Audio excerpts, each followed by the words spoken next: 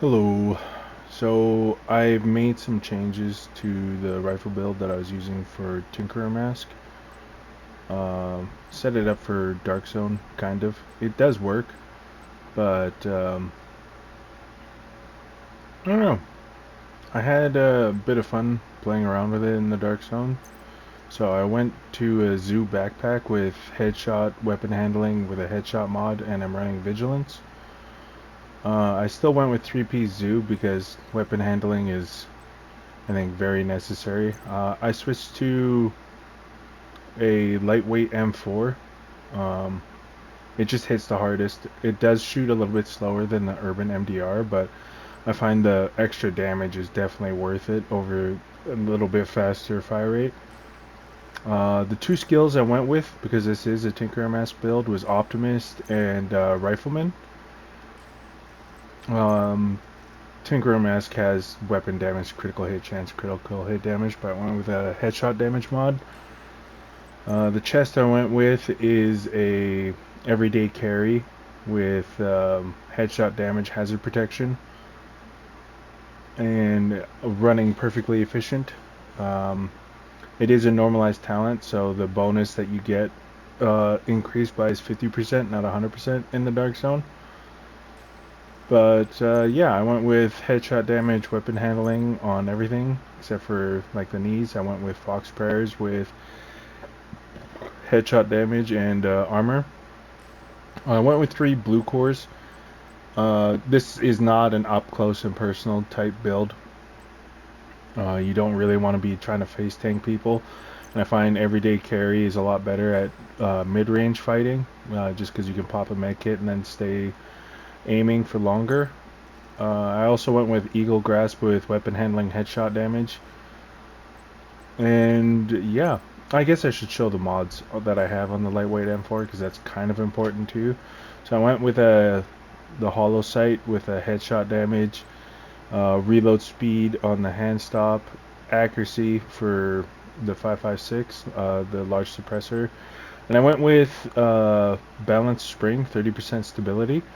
So I just try to make this thing as much of a laser beam as I could while still doing a lot of headshot damage, just because I am running Rifleman, and it turned out pretty good. Uh, it's not the best build ever, but you still hit players in the head for 350,000 whenever you get to full stacks. The whole reason I didn't go with a bigger mag as well is because I want to get to the bigger damage numbers from Optimus faster, because it is a rifle, so it does shoot really slow. So I found having 34 rounds is a lot easier to get to that higher weapon damage than the 50 round mag. So yeah, that's how I changed around my rifle build for the Tinkerer mask. I went with Firewall also, just for that armor kit because that's the best armor kit in the game, hands down. So, I think I've been working on another build. Hold on, let me. Oh, I had a couple people ask me to show the builds that I use in the raids and the incursions. So this is the first one that they showed me. There's a couple of different ways that they run it, but I did set it up like this because Coyote Mask just helps out the team when you're doing the raid. I run the Shield Splinter, but I think the other one they told me I could run is a Lexington with Optimist or Police M4. But yeah, it runs perfect glass cannon.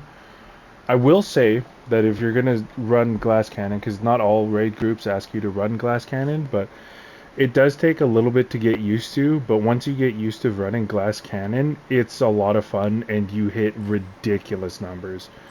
You also run perfect vigilance. Well, I do, but yeah. Contractor's gloves and fox prayer. Technically, this can be either Grupo or the third piece of Providence. They both do the same thing of giving you 13% crit hit damage. So, yeah. This was the build that they asked me to put together, and the skills and stuff actually change per raid group, and also raid groups also have different stuff that they run as their regular DPS, but the raid group I'm with, they asked me to put this together, and so I put this together. This also works in the incursion as long as you have a good healer. And I'm not sure what specialization you're technically supposed to run, but they asked me to run this one because I think it gives your teammates damage to target out of cover, which seems pretty crazy, actually, now that I've read it. But yeah, it's not something I normally run. I don't usually run anything other than Technician and Firewall. What else? I know there was another one that I was asked to show. Oh, this is the ongoing directive build that I've been running for the Tinkerer mask. So, if you're unfamiliar with how it works, 2 pieces gives you 15% status effect, 3 piece gives you 30% reload speed, and then the 4 piece gives you rules of engagement. Shooting a status affected enemy will apply a mark. Killing a marked enemy grants a hollow or full clip of hollow point ammo for your active weapon, and half a clip of the agent's active weapon to the rest of the party. Mark lasts for 10 seconds. Hollow point ammo amplifies weapon damage by 20% and applies bleed on hit. And then the chest turns that from 20% into 50% damage. That only applies to you, not your team. And yeah, this has been a lot of fun. I went with 2 red setup because I mostly play solo all the time. And I felt like I was doing enough damage that it didn't really matter that I was only running 2 red. But I went with Anarchist Cookbook just because it's easier to farm than getting an actual Wicked backpack. If I wasn't going to run Anarchist Cookbook, I'd probably run a Fenris backpack rolled like this, but I just did not want to try and farm that. But yeah, the only difference between Perfectly Wicked and regular Wicked is the time limit, not the weapon damage. So for Perfectly Wicked, you get applying a status effect increase total weapon damage by 18% for 27 seconds. And then regular Wicked, it's 18% weapon damage for 20 seconds, I'm pretty sure. I don't have a backpack on me to confirm that, but I'm pretty sure that's the only difference. And then because it is Golan, I get 10% status effect, so I'm at 25%. So that's also kind of helpful, making the bleed last longer. And then yeah, I run crit hit chance and crit hit damage on everything. I think I only have 1 piece rolled for crit hit chance, and that's the chest. Yeah, everything else is crit hit damage. The talents I went with are Sadist, obviously, because you're making everything bleed. And the secondary talent that I have on there is Pressure Point, which amplifies weapon damage by 15% to enemies under status effects, which includes bleed. I don't know which gun I actually like more. FAMAS is way better at like close to mid range, whereas this TKB 408, this thing is, I think it might be better at like mid to long range. So I'm talking like 15 meters to like 30 meters. Cause yeah, this thing hits incredibly hard, and like it out damages the FAMAS. Neither one of them has expertise on them, but and this one isn't max rolled, and it also has damage to armor instead of damage to target out of cover. But like this thing hits really hard, and it's actually a lot of fun to use. So with this setup, it doesn't really matter which assault rifle you're using. Just pick your favorite one, and that's it. That's all you really gotta do. I don't know if I like Firewall in this setup. I might switch it over to Gunner to get that armor on kill. I've also been thinking of switching out Anarchist Cookbook as well, because I feel like you just do enough damage that it doesn't really matter getting that 18%. I've been thinking of switching it over to a Palisade Steelworks with Bloodsucker, just so you can have some survivability, because this is not a PvP build. I imagine the way I have it set up, it would probably work, but you'd have to go kill an NPC before you engage the player. But yeah. This one has been a lot of fun to use. I never really realized how much damage that ongoing directive gives you. I didn't know it was 50%. So yeah, this one was a lot of fun. It is a lot of fun. I still use it. Um, yeah. The other one, oh, the other one I've been working on is a Hunter's Fury Turmoil build. Um, I've heard this is a thing that people do. I haven't looked it up, so I don't know if my setup is similar or different. But I went with Chain Killer with Headshot Crit Chance. I want to get a different mask, but I have one with Crit Chance rolled on it and weapon damage, and I put a Headshot mod on it. Run Headshot on the backpack, Ninja Bike. Reason I'm using Ninja Bike, I don't really like the Hunter's Fury backpack. Making that disorient up to 10 meters, I just find it completely unnecessary. Like, I don't even like disorient. So the reason I went with Ninja Bike backpack was to get a skill tier 2 Crusader shield, just to make it a little bit better, because this is a 6 red build, and having a shield that's not skill tier 0 is actually kind of handy. In case you don't know what Turmoil does, because I didn't, I had heard about it before, but when dealing weapon damage to an enemy, 50% of the damage will be dealt to another enemy within 30 meters instead. When there are no enemies nearby, deal damage normally. Does not apply to armor plates. So, your biggest ops are those big old dudes running around with miniguns, or grenade launchers, or hammers, or whatever they're using, because you can't damage them through this with turmoil, and you have to shoot them in the helmet. Well, I run around with the 1886, and I have determined on it. So once you get determined, this build becomes crazy, and you have to keep in mind that getting your determined to proc is kind of annoying. So what I usually do is I'll use the Nemesis to get my daisy chain rolling, right? Because it hits so hard when you're an all red build. So if you can kill something with a headshot, that procs chain killer, which is perfect headhunter, and I just barely meet the requirements for the headshot to get up to 1250%. So that's another reason I'm running. Oh, no, I way overshoot it. Oh, that's for the big gun. Sorry, for the 1886, I barely meet it by 8.8%. So, yeah, it gets up to 1250, right? And the coolest thing about running Chain Killer and Turmoil is that Chain Killer doesn't care that the damage is being spread out.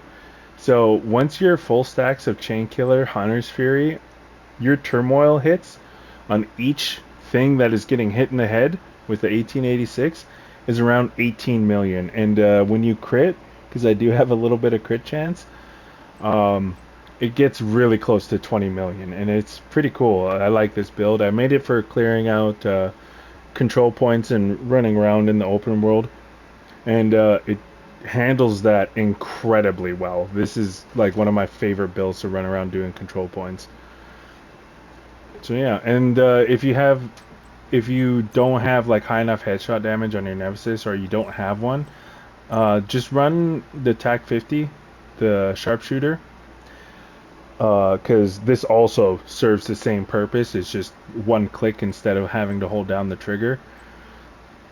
And yeah, I run sharpshooter on this one compared to, or not running gunner and stuff like that, because I'm barely meeting the requirements for chain killer on the 1886. Only reason I am is because this gives you headshot damage. I think it's like 10%. So yeah, this has been a ton of fun. I like this build a lot, and if you get the turmoil, I would recommend setting it up like this. The other one that you can do is you can just replace all of the Hunter's Fury stuff with Hotshot, but I just like Hunter's Fury more because of the weapon damage that you get, and I also like it the armor on kill and health on kill, which will trigger for each person you kill with turmoil. So you get 40% armor on kill essentially and 100% health on kill because you're killing 2 targets at once. So this build keeps itself alive really well, and it's a lot of fun to just run around with this. Highly recommend doing this build. Do I have any other new builds? One of the questions I was also asked to show was an incursion build. Do I have anything with gunner on it? I do not. Alright. I will put it together right now. It doesn't really matter which ones that I use. But for the incursion, I think I have everything on me.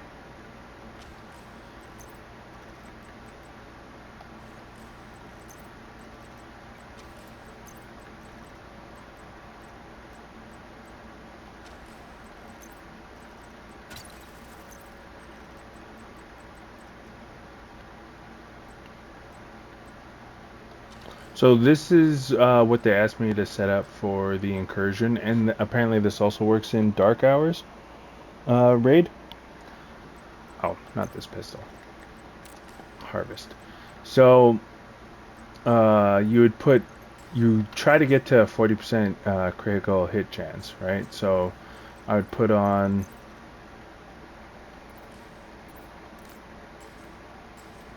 two of these. 2 crit hit chance mods, and then 1 crit hit damage mod. And this is how you would set it up for the incursion. If you don't know what Dodge City Gunslinger's holster does, it says, while your pistol is holstered, gain a stacking buff every 0.3 seconds up to 100. When you swap to it, your first shot consumes the buff and deals 10% damage per stack. This deals headshot damage to anywhere you hit. So what this means is if you have your pistol holstered for 30 seconds, you get 1,000% weapon damage on hitting that one shot.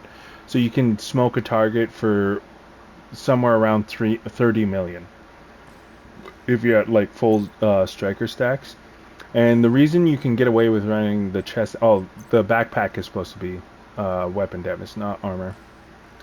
But yeah, the reason you can get away with this in the incursion and in Dark Horse is because there's just so many targets that you can keep your stacks up at all times. Oh, you're supposed to run rock and roll, not the tactical vector.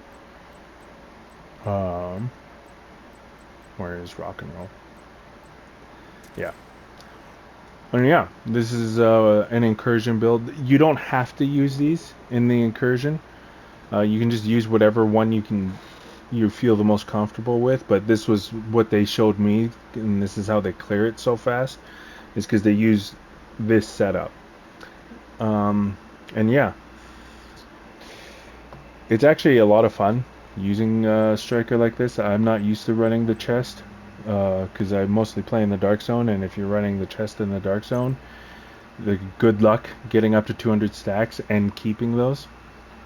So yeah, running the chest in the backpack means striker buff gives you 180% weapon damage. So yeah,